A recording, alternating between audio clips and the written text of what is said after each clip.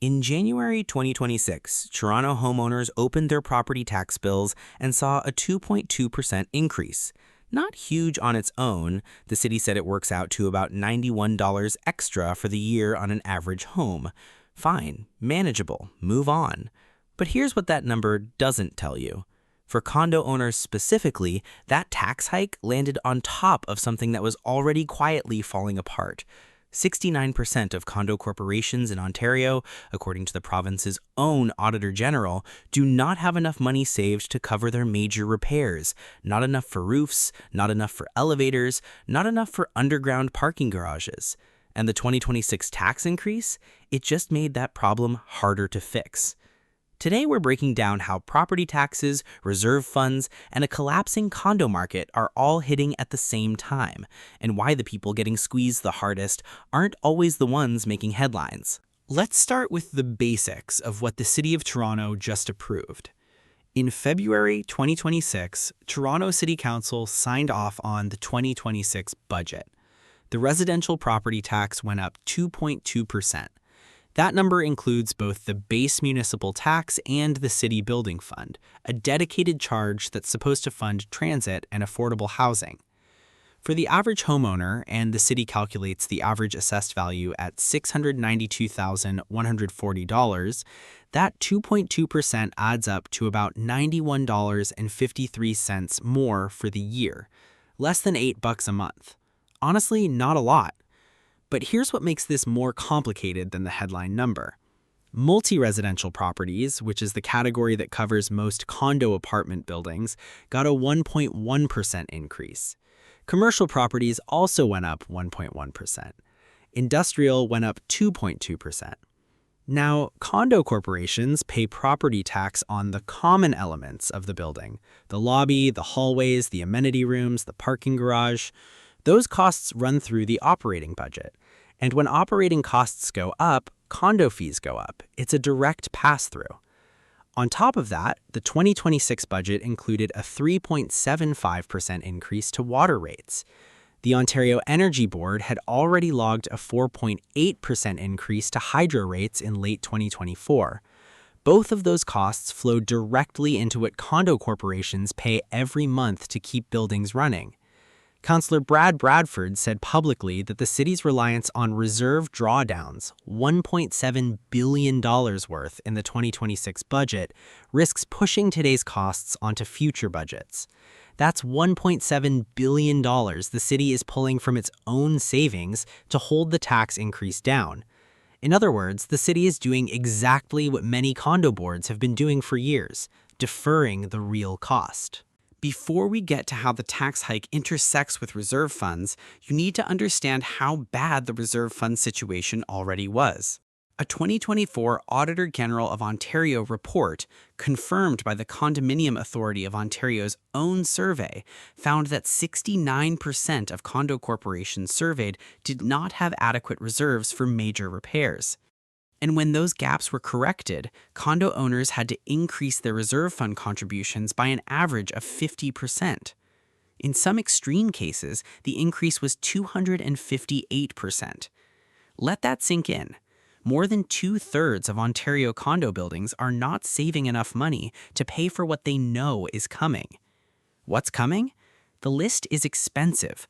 Window wall replacements, underground garage waterproofing, elevator overhauls, roof work, concrete and balcony restoration.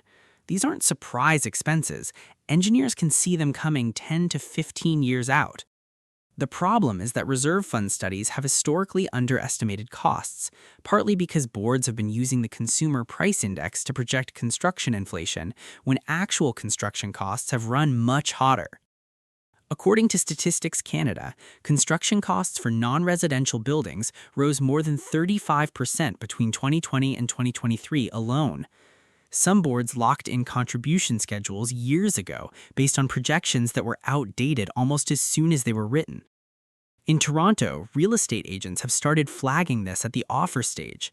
There are documented cases of boutique condo buildings with reserve funds as low as $220,000 for a 25-year-old building with aging infrastructure.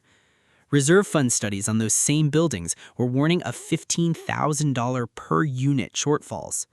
In Hamilton, one mid-rise issued a $6,000 special assessment per unit in late 2022 after an engineering review found that roofing and underground garage repair costs had been dramatically underestimated in the last study, which had been done before the construction inflation spike hit. Toronto condo boards, who kept fees artificially low for years to stay competitive, to sell units, to win votes at AGMs, are now running out of runway. The 2026 operating cost increases from taxes, water, and hydro are landing in buildings that were already behind.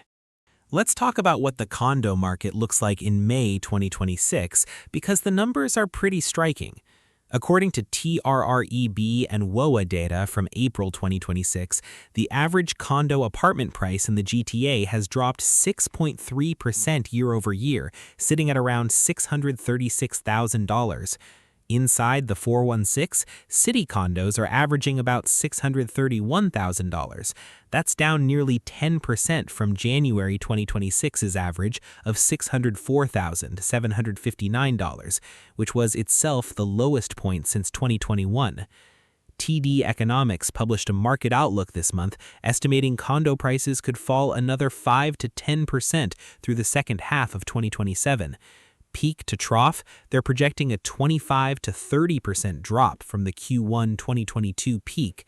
We are, according to TD, currently in the longest condo price correction the GTA has seen since the late 1980s to mid-1990s slump. Urbanation's Q1 2026 data showed that condo sales hit a 35-year low. Only 246 new condos sold in the entire Greater Toronto-Hamilton area between January and March. 0 new projects launched in the first quarter. That hasn't happened in at least 30 years. Active listings in January 2026 stood at nearly 18,000 units. The average condo was sitting on market for 50 days. Sellers were getting roughly 3% or more below asking price. Pre-construction sales in all of 2025 came in at just 1,599 units, the lowest since 1991. And rents?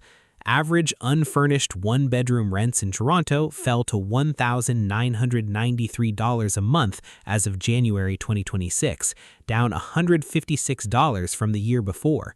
That matters because the majority of Toronto condo units are investor-owned, and investors running negative cash flow are either selling into a down market or cutting corners on maintenance, which feeds directly back into the reserve fund problem. Here's where the tax hike, the reserve fund deficit, and the collapsing market all collide. When a condo board needs to raise fees because operating costs went up, because the reserve fund is underfunded, because a special assessment is coming, they face a market where buyers are already walking away from buildings with high fees. TREB data from Q1 2025 found that condo units with fees over $1 per square foot sell 20% slower than comparable units. In the current buyer's market, with over 22,000 new units completing in 2026, according to Urbanation, buyers have plenty of options, and they're reading status certificates carefully. They're asking about special assessments, they're checking reserve fund studies, and they're pricing in what they find. A condo with a $2 million special assessment pending, which sounds dramatic until you realize a 200-unit building with a roofing and garage project can get there fast, is a fundamentally different purchase than the sticker price suggests. Toronto condo news and industry publications have been noting for years that special assessments in the $10,000 to $20,000 per unit range are common, and that they can run as high as $100,000 in extreme cases. For owners on fixed incomes, or for investors who bought at 2021 prices and are already underwater, a sudden 5-figure assessment isn't just inconvenient, it can require remortgaging the unit. And it's not just existing owners. Some buildings with severe reserve fund problems have been flagged by lenders, reportedly making it harder for buyers to get mortgages in those buildings. That further depresses resale value, which makes it harder for owners to exit, which keeps more investor-held units on the rental market, which keeps rents soft, which keeps the whole cycle going. The city's 2.2% tax increase isn't the trigger for all of this, but it's one more weight on a scale that was already tipping. Here's where things stand as of May 2026. The City of Toronto's final tax bill, which reflects the 2026 budget changes, comes out this month. Condo corporations will be adjusting their budgets for the second half of the year accordingly. The Condominium Authority of Ontario says more data collection is coming to better understand just how widespread the reserve fund shortfall problem really is. But the data we already have, 69% of buildings underfunded, contributions needing to rise 50% on average, doesn't leave much room for optimism in the short term. TD Economics, RBC, and Urban Nation all see the resale condo market staying soft through 2026, with a very gradual stabilization possible by 2027. A real recovery in investor returns is a 2028 story at the earliest. What this means practically, if you own a condo, read your building's reserve fund study. If you're buying one, make your agent pull the status certificate before you close. And if you're an investor who bought between 2020 and 2022 and you're carrying negative cash flow right now, the market is telling you something. This is one of those situations where a lot of small problems, taxes, construction inflation, underfunded reserves, falling prices, weak rents, all arrived at roughly the same time, and the people who didn't see it coming are the ones now figuring out how to pay for it.